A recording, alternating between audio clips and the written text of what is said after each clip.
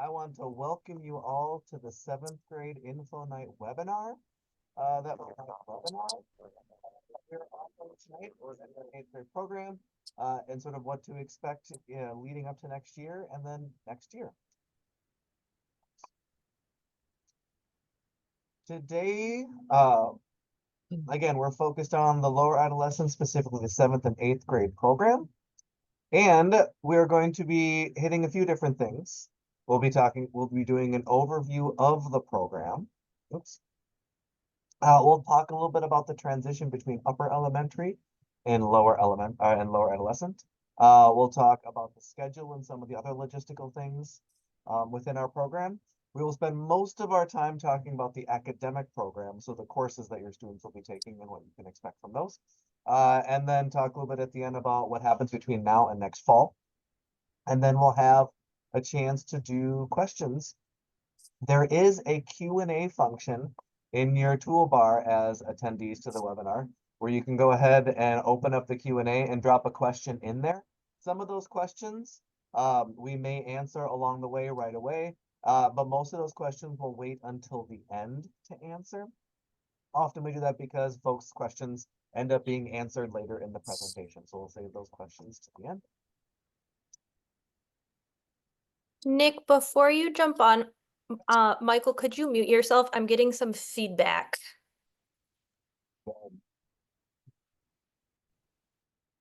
All right, thanks, Elizabeth. All right, so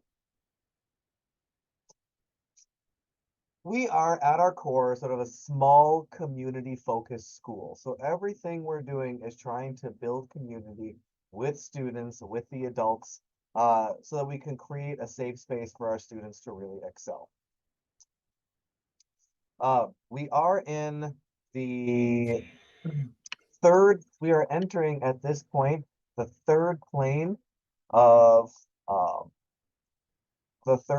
development as written by Montessori. So for those of you that have been around Montessori for a little while, you might remember that Maria Montessori wrote about our development in sort of 4 stages and 4 planes. We are in the third plane once we move into adolescent, one that is really focused on belonging, independence, concern for society. We're in a sensitive period for social justice. We're a sensitive period for social justice and actually poetry. We're really constructing social beings here. And so this is like really the big work of what we do in the 7th and 8th grade program. And I guess overall in the adolescent program, but really what we're taking to heart in the 7th and 8th grade program. Some comparisons to sort of think about, like, your student is now in upper elementary and will be going into the 7th and 8th grade program, is this school is going to look very different for the students starting next year. We know that the upper elementary, for instance, is 4th, 5th, and 6th grade together. And right now we're now entering a program where it's just 7th and 8th grade, so it's 2 grades together. In upper elementary, you've got a single classroom with a lead guide and assistant and some educational assistants with the class size of 33. Here we're into separate classes based in subject areas. So we have a specific guide for ELA. They've got have a specific guide for math class. And those classes are smaller though, so they're in the 23, 24 range, but the class sizes do vary a little bit, but that's about average 23 kids in the classroom. In the upper elementary, they've got weekly workshops that they rotate through. And that's replaced on the 7th and 8th grade program with daily creative expression. So they're elective classes they're doing every day.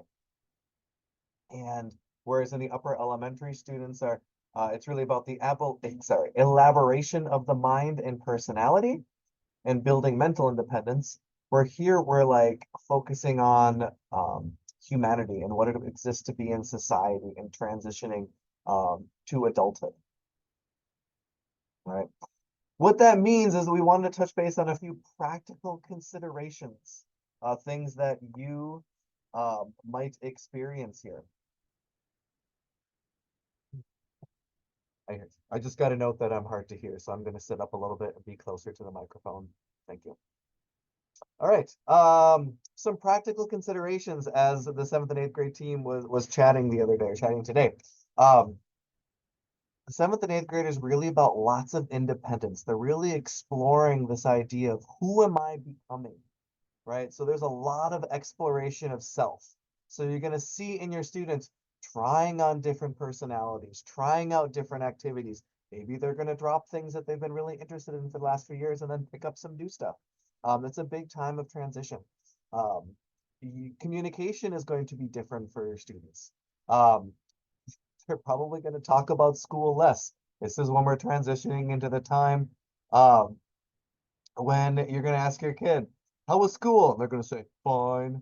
You're going to ask, what are they doing in class? Nothing. And I guarantee you, school is more than just fine, and that they are definitely doing more than just nothing. They're just entering that adolescent phase where they're just communicating differently. And then also on the parent end, it's going to be communication is going to be different for caregivers, right? You're going from the upper elementary where there's just really one lead guide and an assistant in the classroom that you're communicating really regularly with. And now a student is going to have 4 or 5 different guides that they see on a regular basis that caregivers are going to communicate with. And so communication looks a little bit different.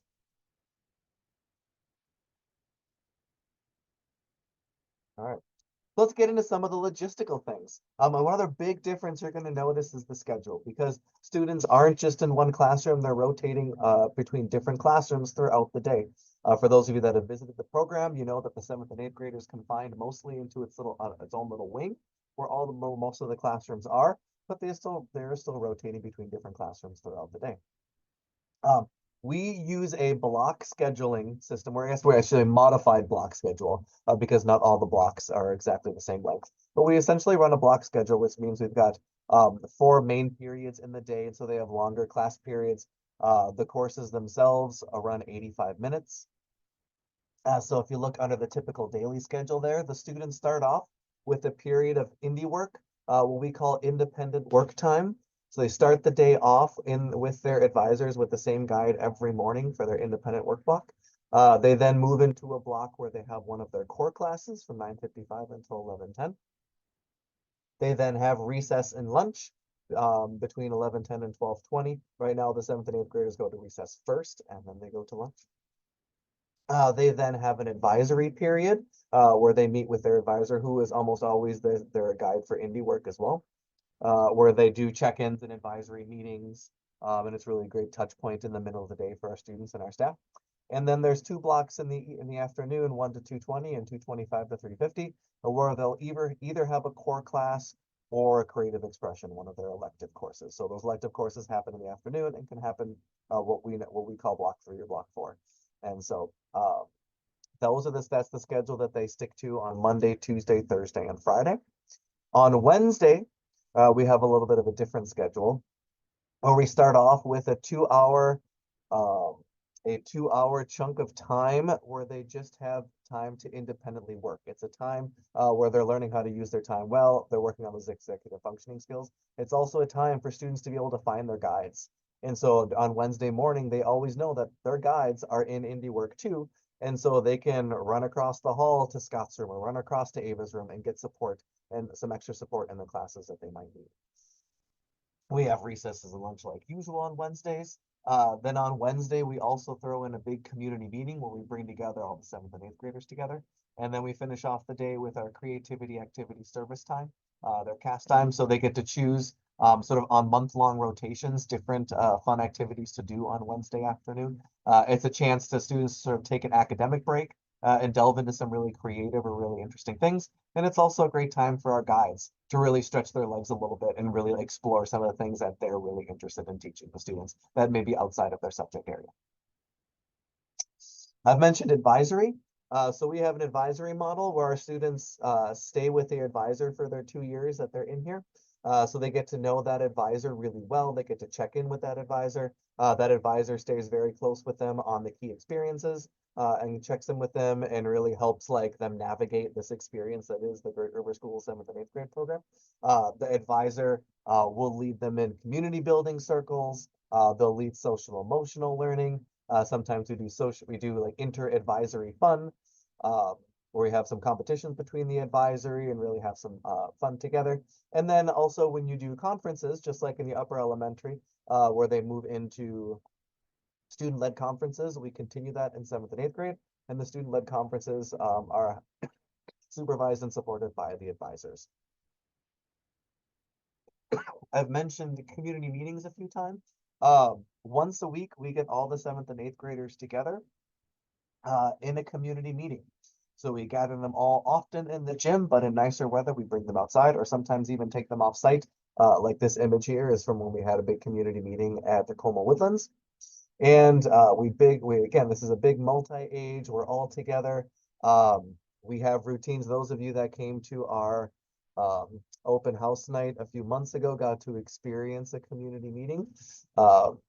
This is where we bring everybody together and talk about current events, talk about, we solve problems as a community. Sometimes there's special presentations that go on during community meetings. It's a lovely time to bring everybody together.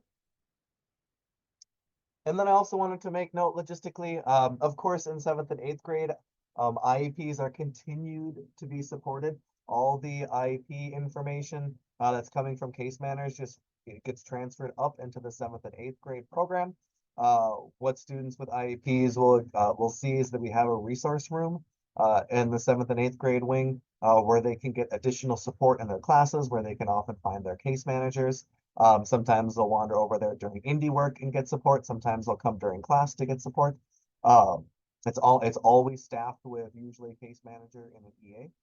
And then most students with IEPs will also have a study skills course specifically in their schedule. And that's led by a case manager and often takes place right in the resource room. So they can get some extra support, building up their executive functioning skills, building up reading skills, supporting math, whatever it is that they need during those specific times. All right, I'm gonna take a pause. All right, so I am going to actually, there's a couple of questions from the Q&A before we dump into talking about the courses that I'm going to address. There was a question about seminar. When I mentioned seminar, we do periodically a few times, probably 3, 4, 5 times a year, we do a big seminar discussion. It's just a type of discussion that they do on the advisory level, where we're discussing things of note. Sometimes it's current events. For instance, right now, we're preparing for our new cell phone policy and moving to a cell phone free environment. And so there's an article that they're going to read about another middle school that banned cell phones and how that middle school fared. And so the students will read that and have some discussion questions that they do in their group. Somebody asked that there are 4 core classes, but only 3 spots for core classes in the schedule. Good point, because I forgot to mention that. We run a block schedule, but we also run an A-day, B-day. And so Mondays and Thursdays are our A days. And so they have a certain set of classes on A days and a certain set of classes on B days. So they actually have 6 spots in their schedule for courses. That will be 4 core classes that you'll hear about today. And then there's 2 electives that they have that they fill in. There's a question about what is an IEP? An IEP is an individual education plan. It's for a student that receives special education services. And then when do the study skill courses happen? Sometimes they happen during the indie work block that they have in the morning. Sometimes it takes the place of a creative expression. It depends on the needs of the IEP, how many minutes need to be serviced in the IEP by the special education case manager. So it varies. The student varies from student to student depending on the need. All right. So at this point, we're gonna go over here and talk about the bulk of today's presentation, and that is talking about the courses and what your students can expect in the classes next year. So at this point, I'm going to turn it over to various panelists who are here as representatives talking about their courses. And the first person up is going to be mathematics. So Michael, would you talk to us a little bit about the mathematics program in our 7th and 8th grade? I would love to. Just want to check. Can you hear me okay? All right. It's been a long spell since I've done a Zoom presentation. And Nick, thanks for that introduction.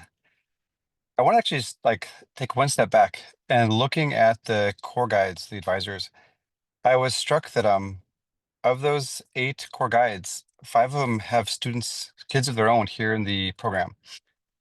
And I was struck by that because I was like, there's a deep caring for the staff and the faculty, for the program here, for your students, and for their own students. Like it's a really strong knit community, which I think is one of the strongest parts of being at Great River, is you're with a group of people who care deeply about education and about building a community where people can be heard, where people can be respected, and where people can learn.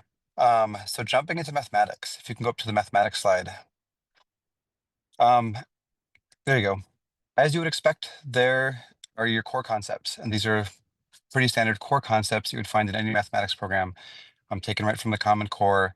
During the 2 years that your student is with us, they will cover all these concepts from number sense to algebra to geometry, logic problem solving. So in that respect, there's nothing really radical about our program. Where it does change is our approach to teaching the math. We really lean on hands-on, a hands-on approach, working as much as we can individually with the students, and doing things like a seminar. Like the seminar shows up in your humanities classes, but it also shows up in our mathematics classroom, where students will learn to like present their work to each other, have a conversation about their work, compare and contrast different problems to solving, different methods to solving a problem. So communication is a huge aspect of what we do.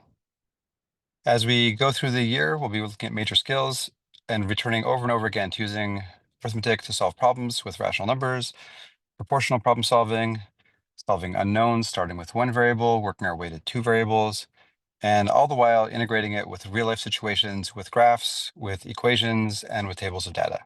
Go ahead and next slide, Nick. Okay, so I like these next two pictures. This is a piece of work made by a 7th grader. We're talking about circles and properties of circles. And what I love about it is it's really playful. It's beautiful. It's also very literal. You know, the radius is a radius. The circle is a circle.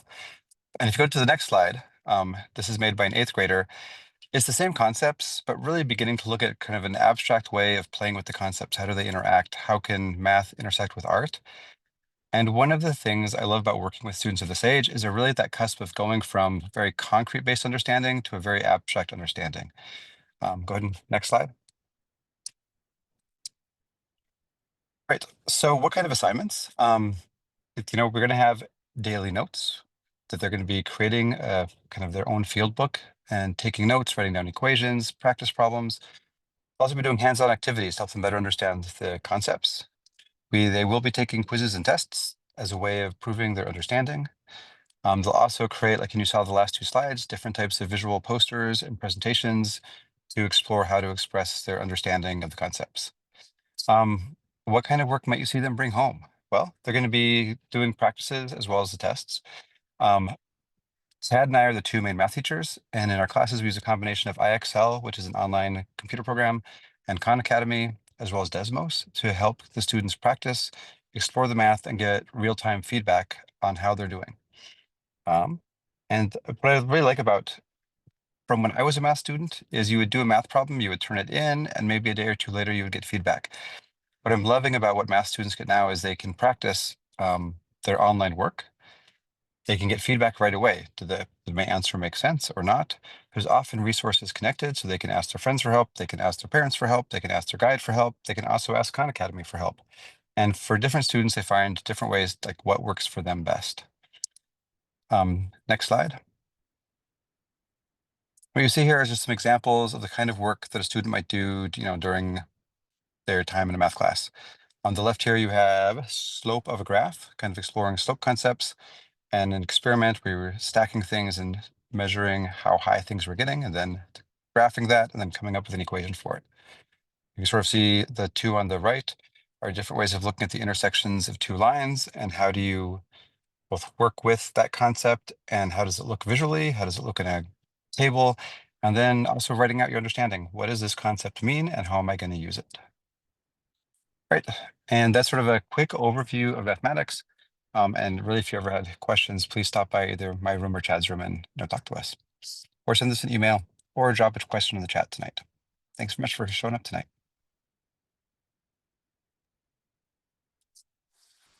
All right, thank you, Michael. I'm going to hand it over to Scott Alslaven to talk about our occupations program. Good evening. Hi, everyone. My name is Scott Alslaven. I'm a 7A advisor in the occupations guide. I've been at Great River School since 2012, so kind of a while. Still it's like my dream school. I really love my colleagues, love the mission and vision, and being at school. So I'll talk a little bit about occupations in the 7th and 8th grade. I'm one of two occupations guides. Johnny Wakefield is our other occupation guide. Occupations is our science integration into these classes, and some of the occupations we're running right now are astronomy, agriculture, geology, aquaponics, which may be shifting to a new occupation. We're in the works and developing that, bike shop, and forestry. So these are 7th and 8th combined classes.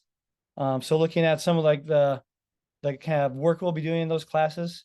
All these classes are cover the next generation science standards, which are also in line with the Minnesota State Science Standards. So some of the work we'll be doing, just an overview here. Earth's place in the universe, some atomic composition model, a little bit of a periodic table exploration, looking at cell theory, photosynthesis, some intro to chemistry, chemical reactions, then looking at how humans impact the environment, kind of across the spectrum of, life and earth and life sciences and other aspects of the science world. We get into ecosystems and ecology, some plant and animal biology, physical science concepts, force, motion, sound, light, and then kind of more cosmic, solar system, stars, planetary scale, and then here on Earth, weather and climate. So those are some of the major concepts covered in it's a 2-year cycle, 7th and 8th grade occupations. Occupations is it's not just a straight up science class. We kind of integrate some practical life work with our classwork and engagement. If we can get off site and do like a pedagogy of place or any outings or field trips, we'll, working to try to build that into the curriculum. And then talk about, we're talking in class, how can this be applied, in, career, outside in the world. So kind of an occupational lens to that. Some of the major skills that we're addressing and working on with the 7th and 8th grade students are, we do Cornell notes as kind of a structured note-taking way, with guided practice and written summaries. We find this really good to, for the executive functioning piece, students to have like a uniform way to engage in class. The connecting the hand and the head, writing, reflecting. It just builds good practice for academics at this level. So we do that through all occupations. I think the math team has a similar, it's like a modified Cornell note structure, something a little bit similar. We'll read some science-based texts, read and annotate, which is just another good way just to break down some of that more maybe complex or nonfiction text that students may not be used to. We'll differentiate or provide, kind of leveled reading options. We do critical thinking and analysis with follow-up work, class discussions, connecting with those concepts. Science-based occupations, we're talking about claim, evidence, reasoning, justification, kind of the scientific process, questioning, observing, research, gather evidence, reporting. And then, I mentioned the practical life. So if you go to the next slide, please. Okay. Did you miss one? Oh, see. Okay. Yeah. Thank you. Here we go. So some of the work / assignments the students will be engaging with, again, Socratic seminar was mentioned, kind of engaging with a text and kind of breaking down a text and discussing it, sharing questions, doing some hands-on activities, whether it be a lab or a game or activity to demonstrate a concept, doing the research and analysis, and then providing some follow-up work for a lot of the concepts in class with some option and choice for students to do how they want to engage with that work in a creative or a way that works good for them. What kind of work will you see students bring home? Well, it depends. Depends how like we have independent work time built in. Nick Beermann mentioned that. Kind of depends how productive students are in that time. You may see some follow-up work with some classroom content connections. Could be a reading or some guided research or inquiry to do at home. All right, next slide, please.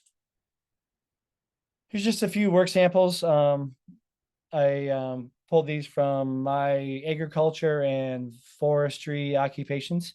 There's just a real small sample.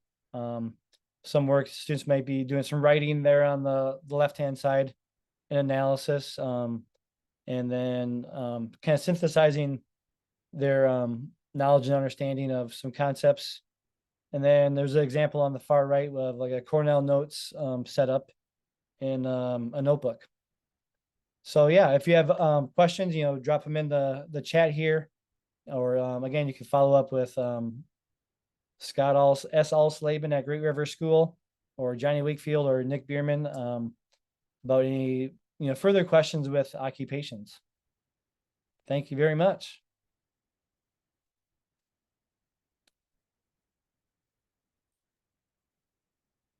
All right, thank you, Scott. I'm just going to respond to one of the questions up here that says, is there occupations for other academic areas, or is it only assigned to science? And his occupations is what we call our science classes, but since it's so much more than just your standard 6th grade or 7th grade or 8th grade science class, we use a different term just because there's so much more depth and there's so much more variety, and so much more integration in other subjects that we'll do in our occupations courses, that it's a little bit different than a traditional science class. I know that there's some math questions still in the Q&A. I'm trying to, I'm going to have Michael respond to those directly before the end of the night. All right, next up, we have humanities, which I believe Lisa is going to lead and talk about our humanities program. Hi all, my name is Lisa Holt. I use she, her pronouns, and I am a humanities and ELA guide in our 7-8 program, but I'm here to talk to you about humanities tonight. So humanities is social studies that we have integrated with ELA skills, which is a bit of a Montessori note. And we teach it on 2-year rotation. We focus on US and world history and geography. We study things like citizenship and government, economics, geography, and elements of ethnic studies. And we do that through things like document-based questions, practicing making a claim, narrative, persuasive, expository, and informational writing, research skills, reading articles, texts, and books, and lots of in-class discussion and Critical Friends book clubs for longer texts. And we use a lot of project-based learning and field trips whenever practicable. The major skills that we cover are students learning how to be active participants in civil discourse in the contemporary United States, cause and effect relationships, developments of laws and government, and how countries change over time throughout history. Some exploration of trade and investment and immigration, physical and human characteristics of geographical areas and economic areas, and power structures. We do a lot of discussion of that in one particular unit, and discussing benefits and consequences of power and privileges. Can you advance the slide, Nick? So I'm just going to take a minute to walk through the 2-year curriculum. It's organized in 3 units per year, and which year your student starts with just depends on which year your student enters. What we started with this year, so students, actually here, I'll start with the 2nd year because that's what your students will experience first. We have a geography unit. We'll study the 5 themes of geography, immigration stories through reading a chosen text in a book club, local immigration history, the development of human rights, trade and investment. We go over use of maps and atlases and different layers of analysis with that. We do a family immigration interview assignment, and the students produce a trifold brochure at the end of the unit. The 2nd unit is world history. So that covers the major periods and themes of world history. We try to follow major thematic throughways with a particular focus on ancient civilizations. There's heavy reading and note-taking in the world history unit. We explore a lot of primary and secondary sources and work on making a claim and document-based questions. And they culminate their work in a paper or an epic story that covers the same terrain as a paper around a chosen world history civilization and or a pre-civilization life way, such as pastoralism or hunter-gatherer societies. And the third unit is coming of age in America, with the essential question of who am I, which is a question that gets quite a bit of focus at this point in their development. And that's reflected in Montessori adolescent pedagogy for this age. So we do a study of adolescence and identity development in order to give context to the wider development of coming of age in American society. And in that unit, they explore personal narrative, short stories, coming of age stories through reading and book clubs, and it culminates in an autobiography project.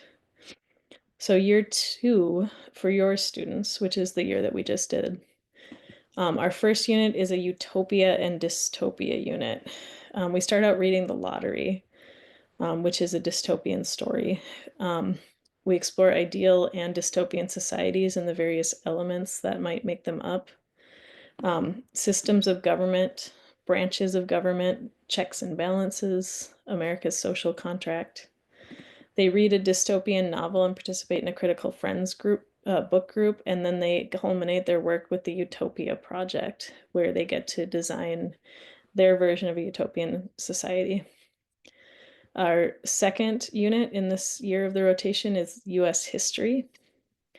So that's more exploration of primary and secondary sources and artifacts, more document-based questions and making and supporting a claim, and it covers the major periods and themes of US history. There's heavy writing and responses in this unit, and then it culminates in project-based learning where students create a project within the larger timeline of US history, and there's a level-wide exhibition of their work, which is really neat. The last unit is Stories of Change, which particularly focuses on the last 100 years and the civil rights era, the history, key figures, and movements. Civil discourse and power and privilege come up in that unit, as does narrative, plot, illustration in terms of their final project, which is a biography of a change maker presented as a children's book. And we tend to assign homework in this class once or twice a week. And there's a lot of opportunities for students to go deeper, differentiation wise when they are really passionate or want to, as well as rubrics to be able to reference for kind of where they are on the map of our grading process. And also, yeah, I certainly welcome questions as well. I'm at lholt@greatriverschool.org.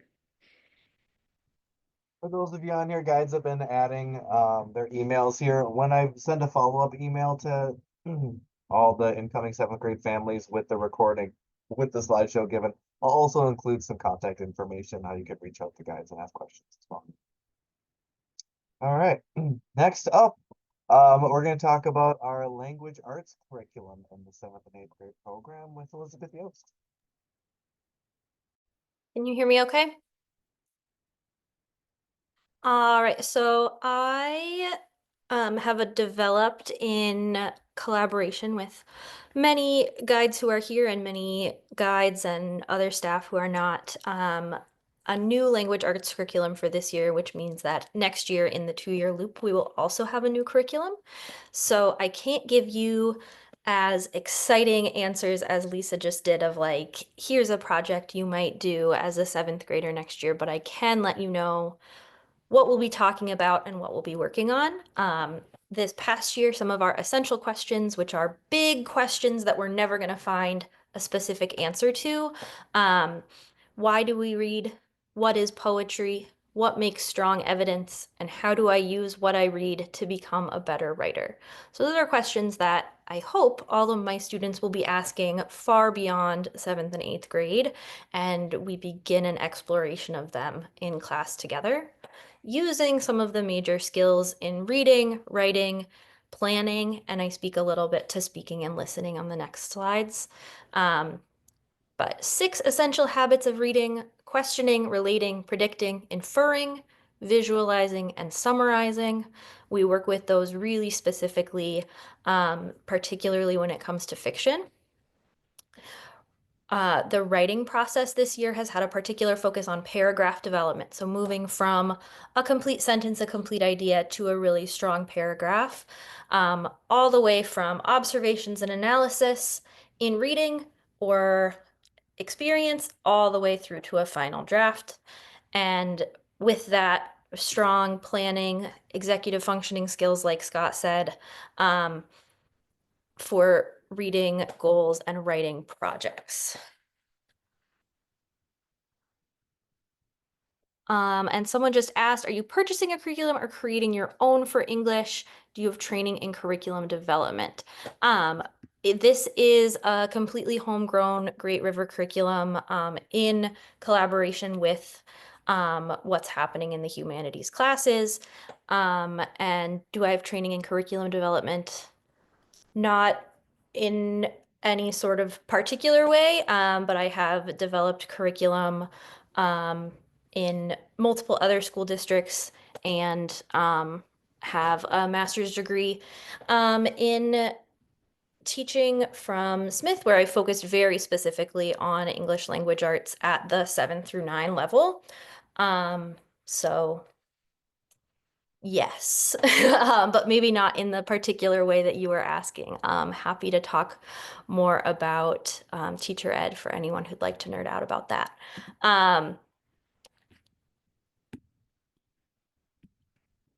Using sticky notes while you read was something we started with. So I have these big posters in my room. You can see marking when you notice repeated words, actions, and ideas. You can even color code these patterns. That's something that students have a ton of fun with, getting into the colors of their sticky notes and making sure they're tracking their reading in a way that makes sense to them. And these ways of using sticky notes really follows along with those 6 habits of readers that are really key to literacy development at this stage of literacy growth and plane of development. And on the next slide, you'll see another way that we used the 6 habits of reading. So starting with a summary, and then every time it says pass on this worksheet, students pass to a classmate to make sure that they were practicing those skills with not only what they read that professional writers are writing, but what their classmates are writing. And then students reflected back in that center box with how to make their summary more clear based on where they were seeing misunderstandings in how their classmates responded. And students had a ton of fun with this activity. There was lots of chat after class of like, what was that book that you were talking about? Is there another copy in the room that I could borrow? Which is the best question that I get at the end of the day. And then on the next slide, I have a little bit more information about work that you might see your students doing. So we do both choice reading and assigned readings. So right now we're starting every class with 15 minutes of independent reading. With the beautiful weather, we've been able to do a lot of that outside, which is one of my favorite parts of the day.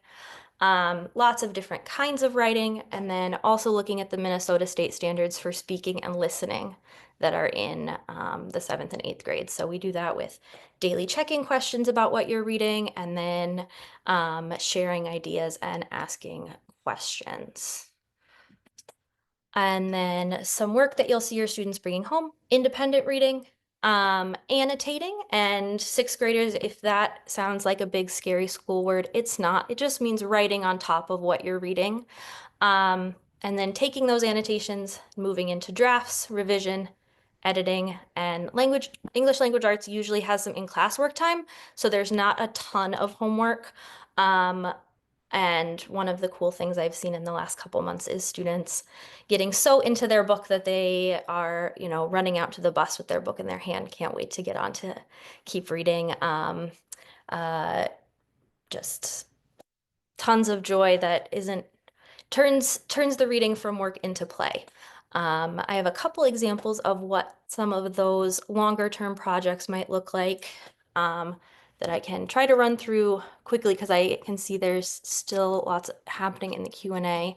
The next one has an example, the next slide, Nick, to clarify, has an example of some Emily Dickinson poems. So caregivers might remember that's usually a high school level text, and it is one of the most successful levels of analysis that I've seen the 7th and 8th graders do this year. So we've got steps for poems really clearly laid out for what to do if you can't remember exactly what I said in class. And then many students use those lists as check marks. And then for this project, the student chose to go from annotations into an image rather than going into another piece of writing to really expand on the metaphor and symbolism in that. And the next slide has another example of how we might do a little bit more of that analytical writing. So looking at examples of how one moves from an outline of a paper with some guiding questions into a draft of a full paragraph. And this student just knocked it out of the park with the important differences between the outline and the draft, that the outline helps find the key factors in your sentences, and the draft has more flow and connection. And this paragraph structure has been hugely successful and can be used across all of the content areas, which is something that has been really cool to see in those indie work sections with students. I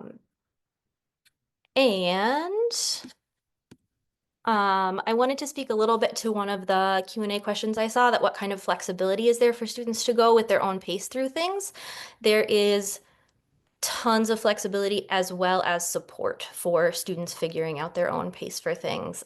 Something that Ava, who's going to talk about creative expressions in just a second, has really supported in the program is the development of student-made calendars for long-term projects. So rather than me saying, have your outline done on this day, have your draft done on that day, which I'm happy to do for students if they need a little guidance, but students saying, oh, I have a soccer tournament that weekend, so I need to kind of do my outline before that, and then I'll work on the draft when I come back.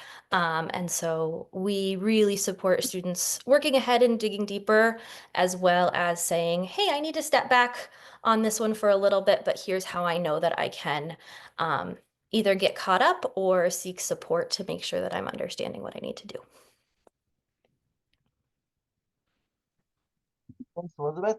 So that was a rundown of the core classes that we have at our 7th and 8th grade program: math, occupations, humanities, and ELA. The students also generally have 2 creative expressions that they take, so our elective courses that they take each marking period. There's a wide variety of courses that they take for that, that they can take for that. Here, if I flip back in the slides, examples are, there's an urban farm class, an outdoor education, a recreation course. There's vocal and instrumental music. There's bike shop, visual arts, gender studies, wildlife biology. That's often when we offer section sexuality, which is a health class for 8th graders. We have a Nordic handwork class right now where they're doing wood carving and weaving.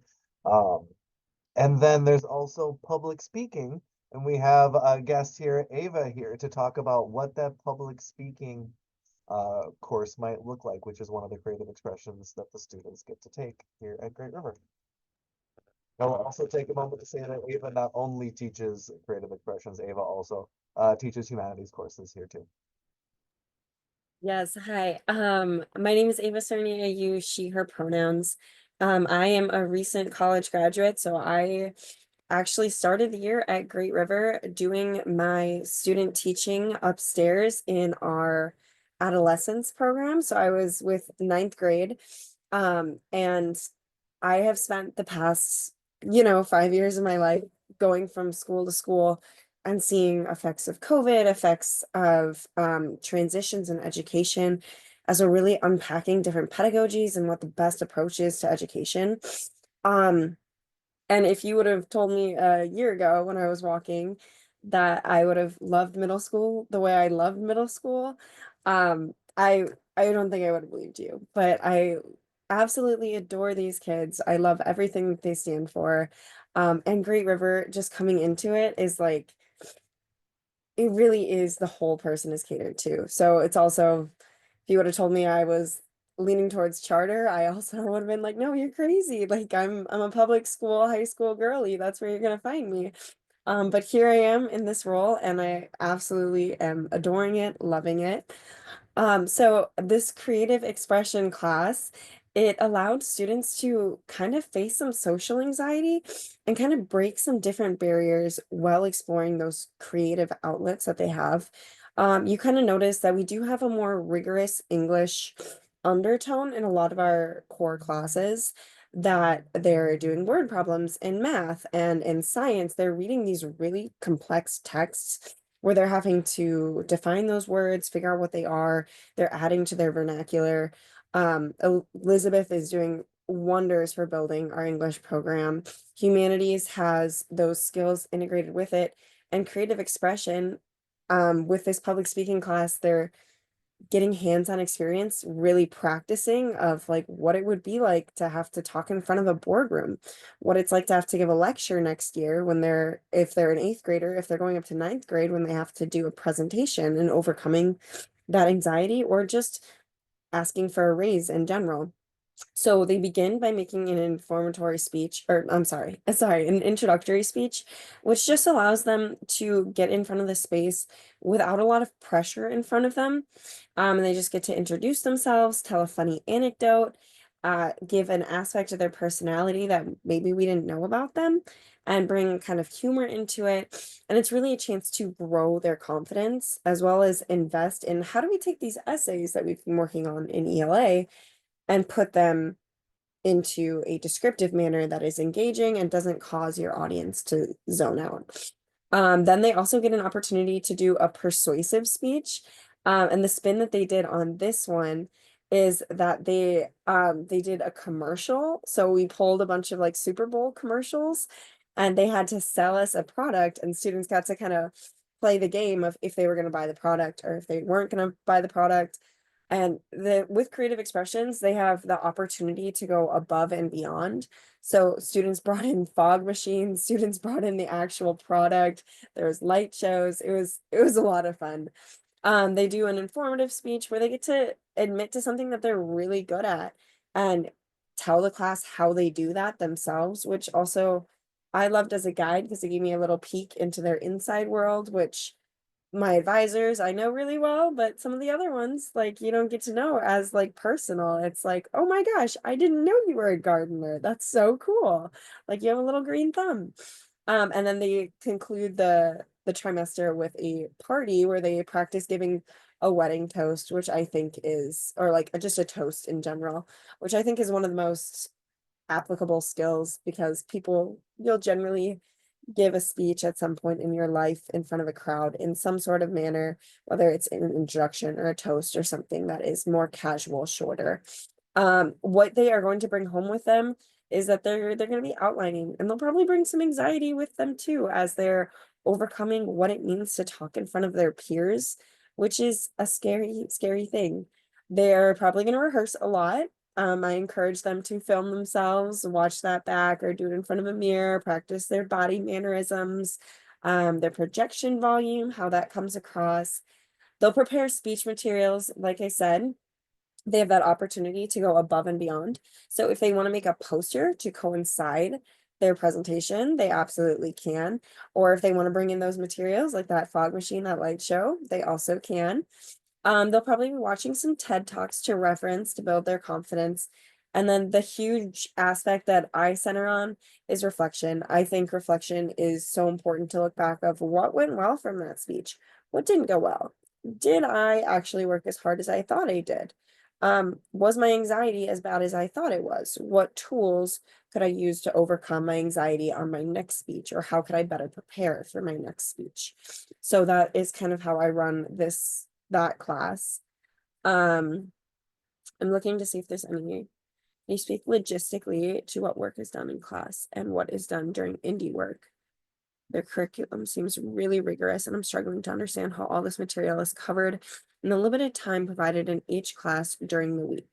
our students doing all or most of their reading during indie work, for example, and the class time is reserved for group activities.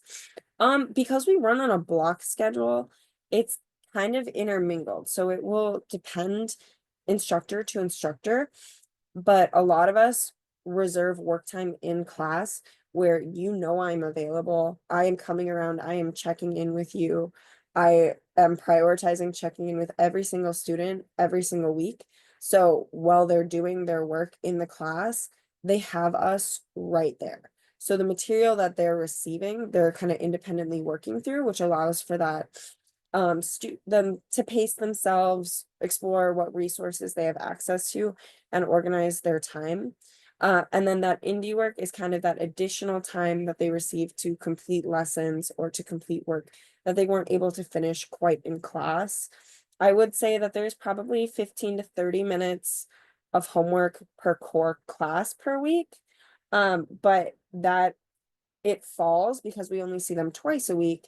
It's not like they receive this huge chunk of work that is all at once. It's kind of spread out throughout the week in a very attainable manner. And we're all in the loop with one another. We meet so often and we're constantly G-chatting one another. We know our students very, very well to know what they are struggling with, what they're not struggling with, and how workload is affecting students' well-being. One of the things that I'll say too, because when you look at the block schedule and you see that you only meet with the occupations teacher, for instance, specifically, twice a week for 3 hours or 2.5 hours. It does seem like it's not a whole lot of instructional minutes for that particular subject area. But really, if you think about, and I don't have a slide for this, but Montessori pedagogy and Montessori sort of structure talks about what's called the 3-period lesson, where a lot of the work that, like, we think about the first period of a lesson is where a lot of that direct instruction happens. And then there's a second period lesson where there's follow-up work, there's independent work by the students, there's check-ins with the guides, there's time for the process material, the third period being the sort of sharing out of what they've learned. And the bulk of the work that the bulk of the time the students spend in is that second period where they're exploring the work. So there is direct instruction that's going on from the guides, but there's a lot of this exploration time where the students are working through skills. They're getting direct one-on-one support with the guide or small group support, or just time to do research or to read. Some of that can, of course, happen in class, and some of that does happen during indie work, where you walk into somebody's indie work classroom and their students reading their book, or some students are on a Chromebook doing research for their history project. Sort of similarly to what you would see in the upper elementary classroom, where you walk in and there's a variety of students working on a variety of different things with the guide, checking in with students and leading small group lessons, or just leading a lesson and following up with each other. And so we see a lot of that in the adolescent program as well. That block schedule where you're seeing the students for a longer block of period, it really makes a huge difference in being able to really delve into some stuff and really make good use of your time. Because when you're in a block schedule, you don't have to worry about constant transitions. You just kind of have their focus for an hour and 15 minutes. So it works out, for teachers, it is an adjustment in being able to learn how to use that. We've got some really great guides that have been around here and adapted, or have been around here for a long time, and adapted to what we do, and using the block schedule really well to support students in a variety of different ways. It's also the same type of schedule and sort of format that we use in 9th through 12th grade too. So they're developing a lot of the habits and a lot of the routines here in the 7-8 that will serve them in 9th, 10th, 11th, and 12th grade as well. I want to talk briefly about some things in preparation for next year, since we are getting close to the end of our time, and some things you can expect over the next few months. And then I'll address any other questions up in the Q&A as well. So between now and then, obviously the big work of 6th graders, and the 6th graders, if you are listening here to this, their big work for the rest of the year is to close out upper elementary successfully. Right now, you don't need to worry too much about what's going on in the 7-8. Just enjoy your last year in upper elementary. That's the big piece. Between now and then, you'll start to see some more communication and information coming via email throughout the summer. And so a big question is always, when are we going to see our schedule and know our teachers and the classes that we're taking and everything? One, you'll receive, caregivers get this email. You'll receive a schedule emailed over the summer, along with a supply list. So that schedule comes out over the summer. Back to school night is that last week of August, where when you go there, you will also receive a hard copy of your schedule. And then you'll be able to visit classrooms, meet guides, walk your schedule, if you will, go to see all the classrooms and see all the guides and know where to go on the day. And then for students, if any students receive an IEP services, you'll get info about your new case managers that will also come over the in communication over email over the summer as well, so you can expect that. And we didn't talk a lot about the key experiences in this particular webinar because we've done that in a few other presentations, and you'll receive lots of communication about it. But as we think about our fall key experience, the Odyssey, you will also receive information about that in July that will have packing lists and sort of an overview of the trip that they're due. It's the driftless trip, which means they will be going to southwestern Wisconsin. There'll be an informational session about the key experience at back to school night, which again happens that last week of August, often a Tuesday or a Wednesday. There'll also be preparation for that key experience in the first few weeks of the school year. There'll be some opportunities for families to volunteer to help prep for the trip and the packing weekend. And I'm sorry, I should have dropped the weekend and dates in there, and I didn't. I'll add that to the presentation when I send it out. And then I also will have more information about dates, which again, I'm sorry, I didn't put that in the presentation, but I will make sure it's there when it gets sent out. But the trip is the third week of September. So the students have that shorter week to start the school year, a full week following that, and then we head off on the trip.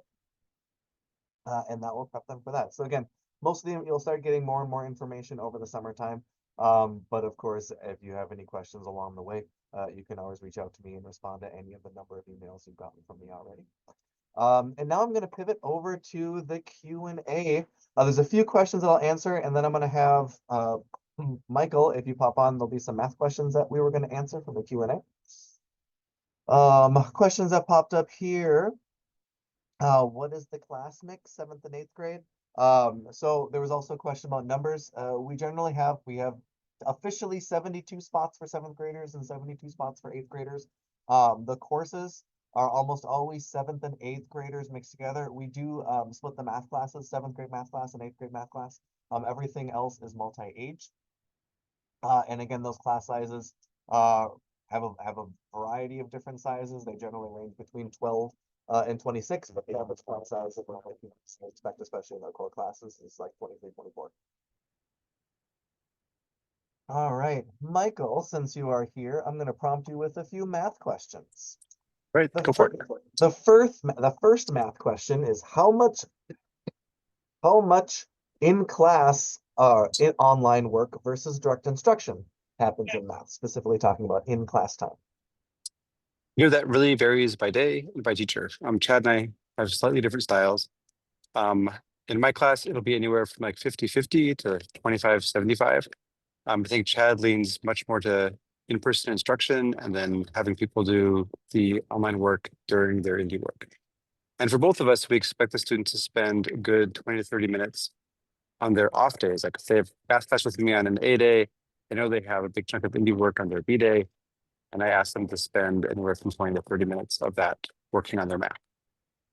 Question number 2. Yes. Do projects like the geometry projects shown happen during math class or during indie work, or are they done during an art class as a collaboration between the instructors? Kind of all of the above. That particular project was assigned during math class, and they'll sometimes be given time to work on them during math class, and they'll be introduced and like that one, because it was so visual, there was a slideshow that went with it. Then students are expected to work on it during their own indie work time. And last one, what's the pacing like in math class? With having only officially 2 class periods a week, how many new skills are students doing in each lesson? That I would say like 2, new skills. It's an interesting word, skills. New concepts, 2 or 3 each class period. You know, with a 90-minute block, 80-minute block, you have a lot of time to introduce an idea, work with an idea, then introduce a second idea. As you try and get through at least 2 major ideas each class, and then spend most of the time coming around, checking in on how people are doing, checking in on their work. Hope that helps. Right. Anything else, Nick? Right now, no. Great. I am going to work through another few questions. Mark Schneider asked about grades, question mark. I misinterpreted that initially, but I think you're probably talking about grade, like academic grades. So we use, and I didn't go through it in detail here, but we'll go through it more in detail when the school year starts. But we use a 1 to 7 grading scale in our courses, which is influenced or taken from the IB diploma program. It's a grading scale 1 to 7 that we actually employ through our 7th through 12th grade program.